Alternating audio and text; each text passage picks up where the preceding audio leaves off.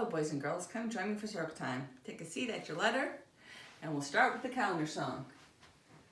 January, February, March, April, May, June, July, August, September, October, November, December. These are the 12 months of the year.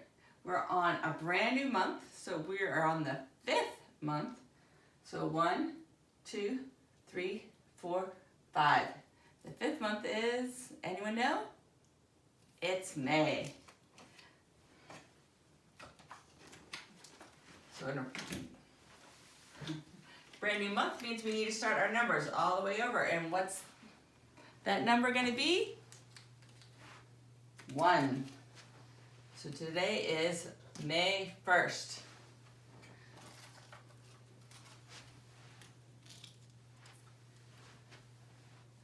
We look up for the day of the week. Let's see your 7 fingers. There are 7 days, there are 7 days, there are 7 days in a week. Sunday, Monday, Tuesday, Wednesday, Thursday, Friday, Saturday. Sunday, Monday, Tuesday, Wednesday, Thursday, Friday, Saturday. And today starts with an F, so it is Friday. So if today is Friday, yesterday was Thursday. And if yesterday was Thursday and today is Friday, tomorrow will be Saturday. What season are we in? Fall, winter, spring, or summer? We're in spring. What's the weather today? The weather looks nice and sunny. But it will be cool today. It's only going to be 68 today. We're working on camping this week. We've done the tent, cooking, the logs, the fires, almost everything except backpacking. The story I read today will talk a little bit about that. For social studies, we're working on being courageous. Courageous, repeat after me. Believe in yourself.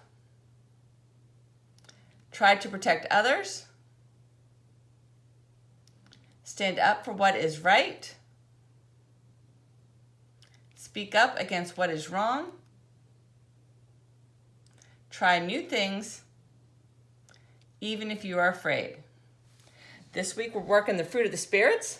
That's love, joy, peace, patience, kindness, goodness, faithfulness, gentleness, and self-control. And we already went over the alphabet and the number all week, so we're done with that. So my story today is Curious George. Curious George goes camping. This is George. He was a good little monkey and always very curious. This weekend, George and his friend, the man with the yellow hat, had special plans. They were going camping. At the campsite, the man with the yellow hat unpacked their gear. While George looked at all the tents, he saw tents for big families and one just for the right size for a puppy. They were even tents on wheels. Would you like to help put up our tent, George? The man asked. So see, that's the kind of camper I have. It's half camping, half tent. George was happy to help. It would not be hard to set up a tent, he thought. But it wasn't easy. George, why don't you fill our bucket with water at the pump? His friend suggested. We need it by our campfire later when we roast marshmallows. Marshmallows. George loves marshmallows. He couldn't wait to try them roasted. Now, don't wander off and get in trouble, the man warned. But George did not hear him. He was already gone. See him running?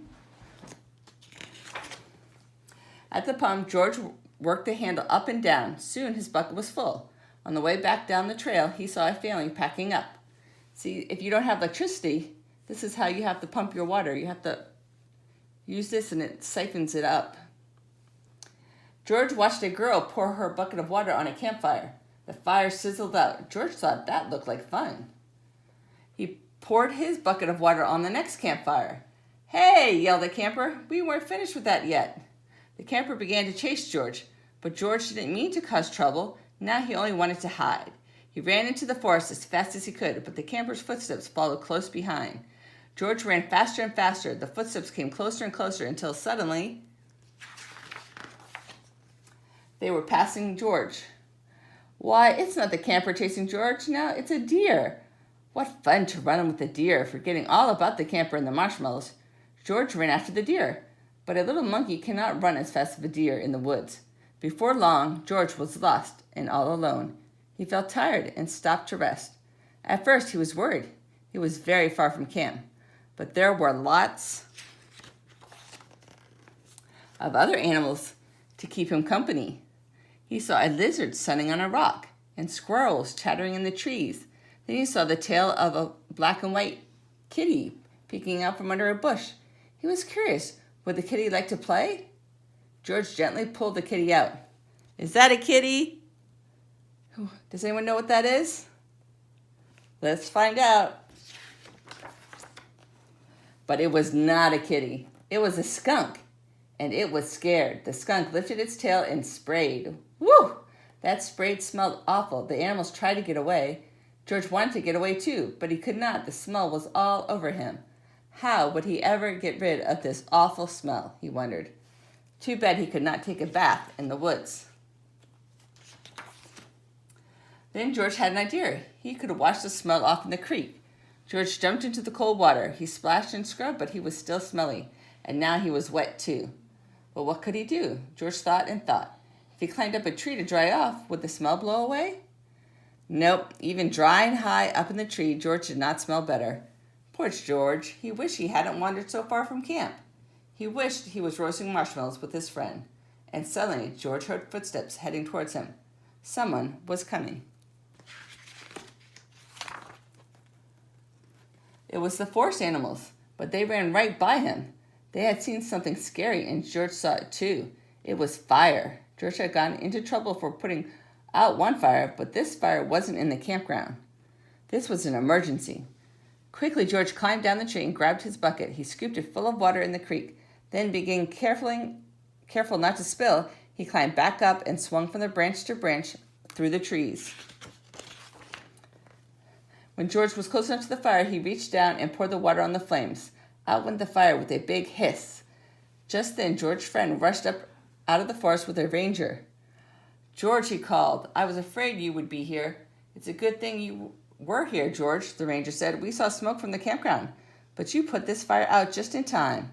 George was glad to help, and the man with the yellow hat was glad to see George was safe, but had a funny look on his face. George, he asked, what is that smell? Back at the campsite, George's friend helped him get rid of the awful smell. After a strange bath in tomato juice, George smelt fine. Then the man with the yellow hat invited the ranger to cook dinner with them over their open, small campfire. Fires can be nice if you're careful, said the ranger. George agreed, especially for roasting marshmallows. The end. So I hope you enjoyed our camping unit this week. Next week, we'll be talking about Mother's Day. So join me next week for Mother's Day.